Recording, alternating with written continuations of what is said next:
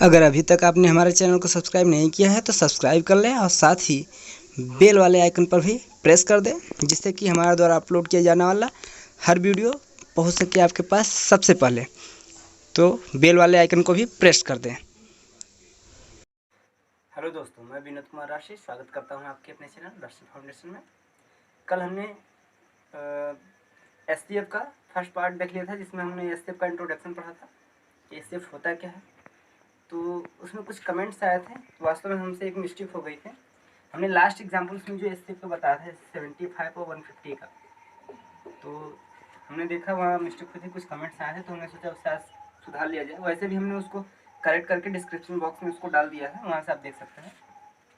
75 किससे किससे डिवाइड हो सकता है। 75 का गुणनखंड हो सकता है 1, 3, 5, ये 5 से भी डिवाइड हो सकता है, और 15 हो जाएगा, 25 हो जाएगा, और 75, ठीक है। और जो 150 है 150, ये 1 से भी डिवाइड होगा, 2 से भी होगा, 3 से भी होगा, 5 से भी होगा, 6 से भी होगा, 10 से भी होगा, 15 से भी होगा, और 25 से भी होगा, 50 से भी होगा, 75 से भी होगा, तब 150 से होगा। कल हमने ये मिस्टेक किया था कि यहाँ पे ये नहीं लिखा था, इसकी वजह से हमारा एसटीएफ 25 आ गया था, बड़ा दिख रहा था। लेकिन अब ये अगर हम लोग यहाँ लिख ले रहे हैं, कल मिस्टेक से ही नहीं लिखे थे, तो हमको दिख गया कि 75 यहाँ भी है, यहाँ भी। यही दो ऐसी संख्याएं हैं जो सबसे बड़ी हैं। इसका मतलब हमें पता चला 75 और 150 का जो एसटीएफ होगा वो 75 होगा। तो ये कल मिस्टेक हुआ था, इसको आप करेक्ट कर लीजिए। अब आगे हम लोग बढ़ते हैं कि जो एसटीएफ निकालना है उसको हम लोग दो मेथड से फाइंड कर सकते हैं, गुणनखंड विधि से और भाग विधि से। इसको बताने के बाद एक हम और तरीका दो ठो बताएंगे कि जिससे हम और भी एसटीएफ को फाइंड कर सकते हैं उस तरीके से। देखिए यहाँ पे 150 का गुणनखंड 30 भी होगा 25 के बाद, ये मिस्टेक हो गई थी। चलिए आगे बढ़ते हैं। सबसे पहले हम बात कर लेते हैं फैक्टराइजेशन मेथड की, गुणनखंड विधि से। तो गुणनखंड विधि में क्या करता है, पहला गुणनखंड विधि,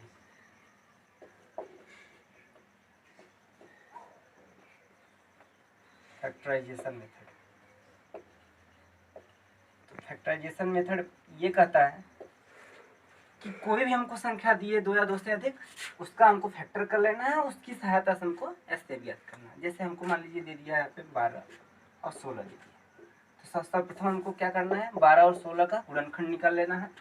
अभाज्य गुणनखंड निकालना है, ये भी याद रखना है कि गुणनखंड नहीं, उसके अभाज्य, उसको अभाज्य गुणनखंडों के गुणनफल के रूप में रखना है। जैसे कि हम लोग क्लास 10 में पढ़े हैं कि अभाज्य गुणनखंडों के गुणनफल के रूप में रखना। देख लेते हैं। पेल है, पेल का अभाज्य गुणनखंड करेंगे, फिर 2 से भाग देंगे 6 आएगा, 6 को फिर 2 से भाग देंगे 3 आ जाएगा, 3 को भाग दिए 1। तो हमें पता चल गया कि जो 12 है इसका गुणनखंड 2 गुणा 2 गुणा 3 होगा, अर्थात इसको लिख सकते 2 की घाते 2 गुणा 3। ये अभाज्य गुणनफल के रूप में, गुणनफल के रूप में लिखना हो गया। इसी तरीके से 16 को भी याद कर लेते हैं हम लोग। 16 को 2 से भाग देंगे, क्या आ जाएगा, 2 8 16, फिर 2 से भाग देंगे, 2 चौका 8, पुनः 2 से भाग दिया जा सकता है, 2 दूनी 4, फिर 2 से भाग देंगे, 2 1 2। भाग हमको तब तक देना है जब तक कि लास्ट में भाजक ओवर ना एकदम कम्प्लीटली डिवाइड ना हो जाए।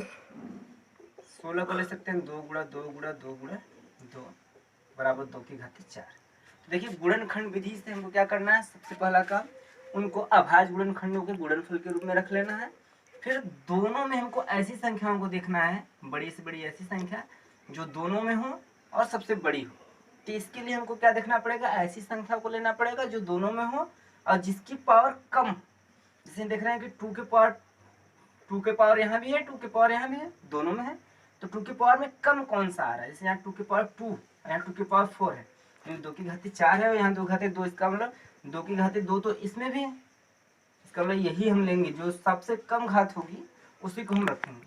या तो एक तरीके से यहाँ से भी कर सकते हैं, जैसे यहाँ पहले देख लें, या 2 की पावर 4 और 2 की पावर 2 में सबसे कम कौन सा घात है, 2 की पावर 2 का, इसलिए इसको लिख ले। 3 यहाँ है, 3 यहाँ है, लेकिन इसमें 3 नहीं है, इसलिए इसको नहीं लेंगे, लेना हमको केवल कॉमन वाली संख्या है। तो 2 की पावर 2 दोनों में था, उसको ले लिए, ये आ गया हमारा आंसर 4s।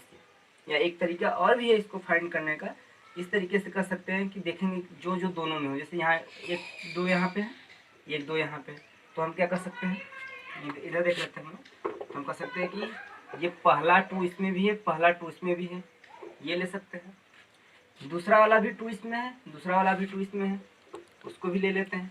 अब इसके बाद ऐसा कोई संख्या नहीं है, ऐसा कोई नंबर नहीं है, ऐसा कोई अभाज्य गुणनखंड नहीं है जो दोनों में, जैसे ये 2 यहाँ है लेकिन इसमें तो नहीं, ये 3 यहाँ है लेकिन इसमें नहीं, तो इन दोनों का गुणा करेंगे 4, ये हमारा हो गया ऐसे। तो चाहे हम इस तरीके से निकाल सकते हैं, चाहे इसको गुणनफल को घात के रूप में बदल लें, जो छोटा घात आएगा वो दोनों में होना चाहिए, उसको हम कहेंगे कि हमारा वो ऐसे। एक और एग्जाम्पल देख लेते हैं स्थिति में।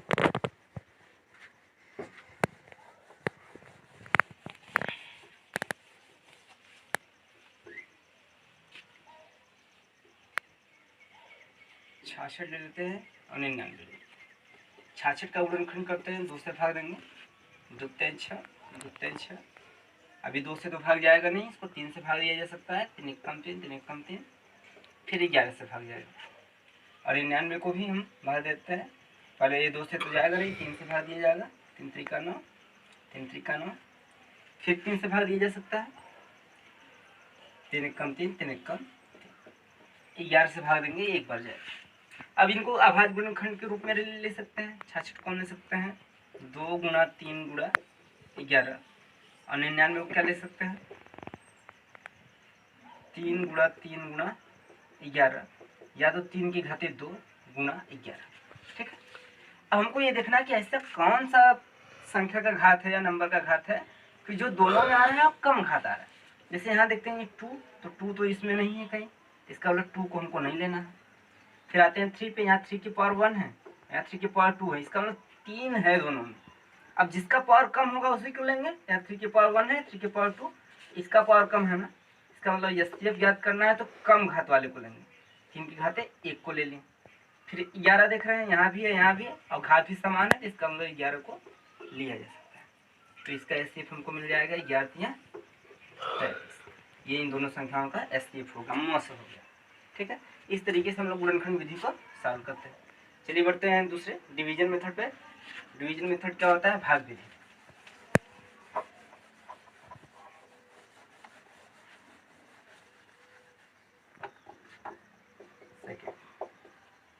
डिवीजन मेथड, इसको हम लोग बोलते हैं भाग विधि। ठीक है, भाग विधि में देखिए क्या करता है, जैसे मान लेते हैं हमको संख्याएं दी है।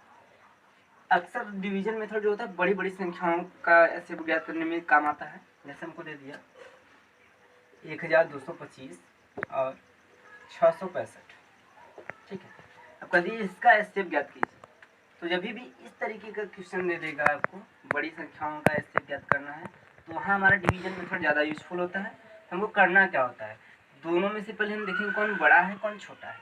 जैसे यहाँ देख रहे हैं हमें 665 बड़ा है, तो जो बड़ा होगा उसको हम लोग भाज्य मान लेंगे, जो छोटी संख्या होगी उसको भाजक, ये मान करके अब हम इसको भाग दे देते हैं। और भाग इस तरीके से देंगे, देखिए आगे बताते हैं। ऐसे 665 को हम मान लेते हैं, ये भाज्य हो गया, भाज्य को हमेशा बीच में रखा जाता है जिससे भाग दिया जाता है, मतलब जिसमें भाग दिया जाता है, और भाजक को यहाँ रखते हैं यानी जिससे भाग दिया जा रहा है। 665 में 125 का भाग दे देते हैं, देखते हैं 125 से भाग देंगे कितनी बार जाएगा, 5 बार जाएगा, यहाँ आएगा 5 से 25, 5 दूना 10, दोबारा 5 से कम 5 से 6, 625, हाथ से लग जाएगा यहाँ पे 40, मतलब हमको पता चल गया शेषफल आ गया 40। यही यहाँ पे ध्यान देना है कि जब भी हमको ऐसा मान करके जब भी सॉल्व करना है, अगर शेषफल 0 आ गया तो उसमें जो भाजक होगा वही हमारा मसो। क्लास 10th में आप लोग यूक्लिड डिवीजन मेथड में भी पढ़े होंगे। तो भाग देने पर यहाँ जो शेषफल बचेगा, अगर ये शेषफल 0 आ रहा है तो उस समय हमारा भाजक क्या है वही हमारा मस हो जाएगा संख्या। अगर ये 0 नहीं आया तो हम पुनः इसको भाजक मान लेंगे, यानी अब इससे भाग देना पड़ जाएगा, और जिसको पहले भाग दिए थे जिससे, अब उसको भाज्य बना लेंगे, अब उसको यहाँ रख देंगे। यही याद रखना है बस कि जो शेषफल आएगा, अगर शेषफल 0 नहीं है तो उस शेषफल को हम भाजक बना लेंगे, और जो पहले भाजक था उसको भाज्य बना लेंगे, अब पुनः भाग देंगे। अब देखिए 40 का भाग देंगे 3 बार जाएगा, 120 आ जाएगा, शेषफल आ गया 5। अब हमें दिख रहा है ये 5 फिर भी 0 नहीं है, इसका मतलब अभी ये भाजक हो गया, और जो पहले भाजक था वो भाज्य हो गया। अब 5 में 40 का भाग देंगे, 5 से भाग देंगे 40 में, 5 बटे 40, शेषफल आ गया 0। तो हमें यही तो ढूंढना है कि शेषफल 0 आना चाहिए। यहाँ पे देख रहे हैं शेषफल 0 आ गया, इसका मतलब ढूंढना है कि इस समय जब ये 0 आया तो भाजक क्या था। उसमें भाजक तुमको दिख रहा है 5 दिख रहा है। इसका मतलब इन दोनों संख्याओं का मौसा क्या है 5, यानी 125 और 665 का जो एचसीएफ होगा, जो मौसा होगा वो कितना होगा 5 होगा। इस तरीके से हम लोग भाग विधि से इसको सॉल्व करते हैं। एक क्वेश्चन और देख लेते हैं भाग विधि मेथड से।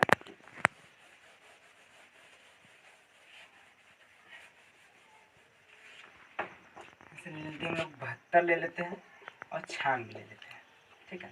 तो देखिए इन दोनों में ये बड़ा है, तो 96 को हम भाज्य बनाएंगे, 72 को भाजक बनाएंगे। 72 से भाग देते हैं, एक बार जाएगा भाग, यहाँ आ जाएगा 4, यहाँ जाएगा 24। अब ये शेषफल 0 नहीं आया तो ये भाजक हो गया और ये भाज्य हो गया।